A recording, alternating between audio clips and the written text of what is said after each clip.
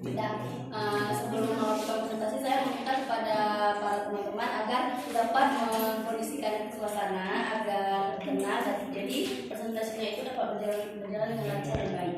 Dan langsung saja saya akan membacakan materi pertama, yaitu penurunan nilai aset. Penurunan nilai aset dari aset merupakan suatu kondisi di mana nilai tercatat aset melebihi jumlah terpulihkan. Selanjutnya, indikasi penurunan nilai. Menurut BSAK mengeluarkan revisi 2009 tentang penurunan aset bahwa pada setiap unit laporan suatu entitas harus menilai apakah terdapat indikasi suatu aset mengalami penurunan nilai. Dalam menilai apakah indikasi bahwa aset mungkin mengalami penurunan nilai, entitas harus mempertimbangkan minimum hal-hal berikut. Nah, selanjutnya akan dilanjutkan oleh rekan saya Nana Sekiani.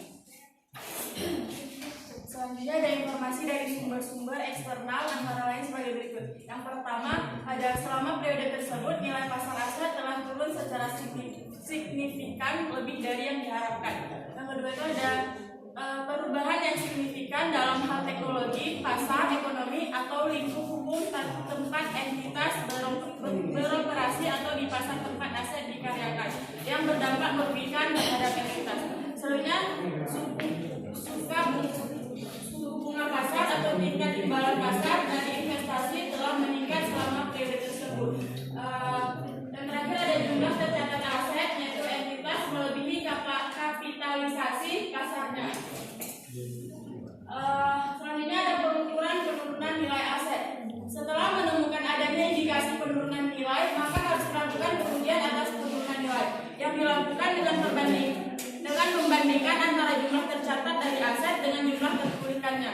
Jumlah terpulihkannya merupakan jumlah yang lebih tinggi antara nilai wajar aset atau unit penghasilan kas dikurangi biaya penjualan dengan nilai pakainya, sedangkan nilai wajar dikurangi biaya penjualan adalah jumlah yang dapat dihasilkan dari penjualan suatu aset atau unit penghasilan kas dalam transaksi antara pihak-pihak yang mengerti dan berkehendak bebas tanpa tekanan, dikurangi biaya pelepasan aset.